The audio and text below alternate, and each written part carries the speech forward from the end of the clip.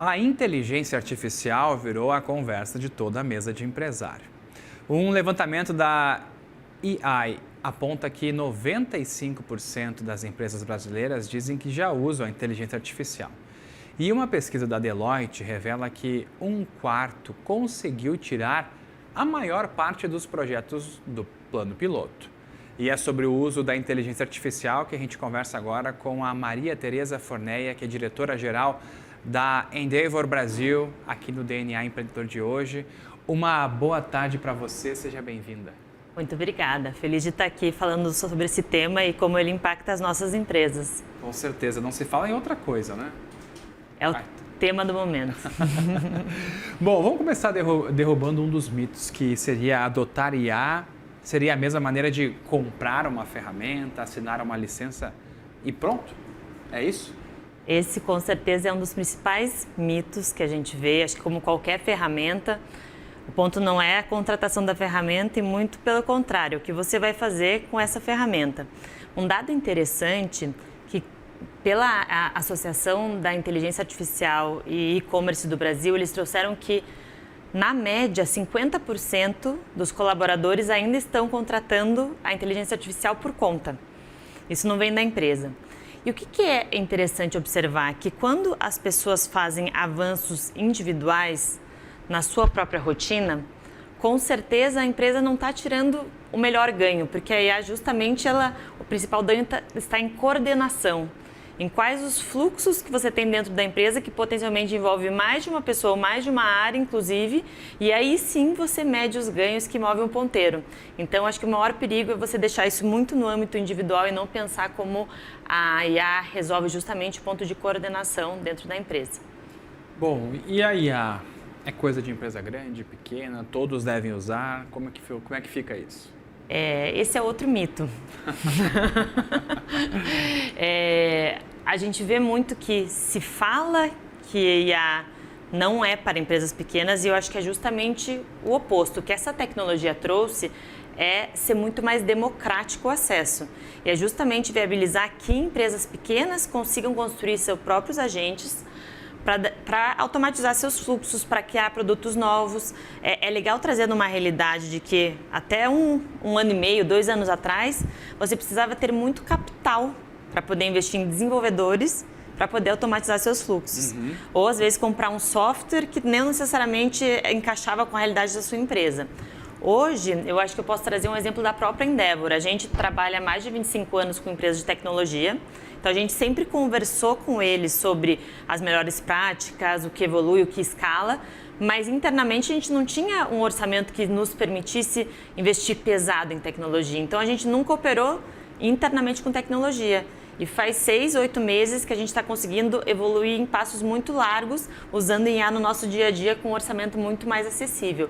Então, não só é possível, como eu recomendo demais, eu acho que o ganho, o salto está justamente no pequeno poder acessar esse tipo de tecnologia.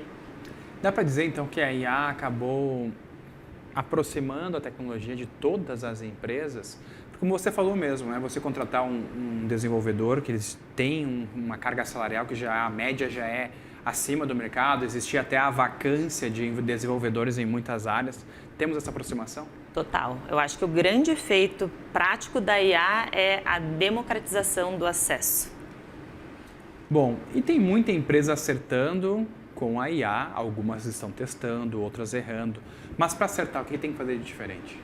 Eu acho que eu volto para a primeira pergunta, que volta para a coordenação. Quando eu olho o que eu posso automatizar de fluxo, se eu olho no aspecto do indivíduo, ele é limitado, se eu olho no aspecto da organização, eu começo a entender aonde são os maiores ganhos. E mais do que isso, eu acho que a gente tem falado muito em eficiência. Obviamente, quando você consegue ter a IA regenerativa, significa que você tem agentes. Você ganhou um time que trabalha por você. Então, eu acho que no mercado de hoje, a eficiência ela é um patamar mínimo que você tem que alcançar porque todo mundo vai ser mais eficiente. Mas o ganho está menos na eficiência e muito mais é o que você pode fazer que não daria para ser feito antes. Tem empresas nossas que são fintechs que antes entregavam software. E hoje uma das coisas que se fala muito no mercado é que em vez de entregar software, você entrega resultado, entrega serviço. Então, em vez de dar um software para o CFO, ela está indo para o mercado de empresas um pouco menores e fala assim, eu te dou o serviço do CFO. Então, acho que a camada legal de se pensar é assim, o que você pode fazer hoje que antes não era possível e por que você tem esse poder de ter muito mais agentes coordenando, trabalhando por você, você pode entregar. E a otimização é financeira, é de tempo? O que mais pega assim? Na questão tempo e financeiro, entrou em eficiência. Então, nessa questão de coordenação, é como criar uma camada a mais de valor, é criar novas possibilidades e servir coisas que não eram possíveis. E nessa precificação adicional, é como se você criasse uma nova pizza e ver o que você vai abocanhar dela. Então, eu acho que esse é o movimento mais interessante de se acompanhar.